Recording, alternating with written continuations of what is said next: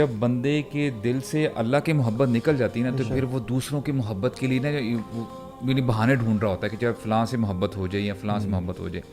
لیکن جب بندہ اپنے دل میں اللہ تعالیٰ کی محبت رکھتا ہے نا کہ میں نے اللہ تعالیٰ کے لیے ہی یہ کام کرنا ہے اور اللہ تعالیٰ کے لیے ہی میں نے یہ کام چھوڑنا ہے, تو آپ یقین کیجئے گا کہ بندے کی زندگی بہت آسان ہو جاتی ہے. اور آپ یقین کریں اگر اللہ کو آپ نے منا لیا نا, یعنی یہ ہونا چلو ٹھیک ہے, بکس میں بھی یہ لکھا ہوا ہے, ہمارا دین ہمیں یہ سکھاتا ہے کہ پریکٹیکل ایگزامپل میں آپ کو بتا رہا ہوں, جب آپ اللہ تعالیٰ کے لیے اپنے آپ کو وقف کر دیتے ہیں نا کہ اے اللہ آپ میرے رب ہیں, آپ نے ہی مجھے ساری نعمتیں دی ہیں, آپ نے مجھے دل دیے, آپ نے مجھے آنکھیں دی ہیں, سب کچھ میں آج ہوں تو آپ کی وجہ سے ہوں, آپ کی بدولت ہوں.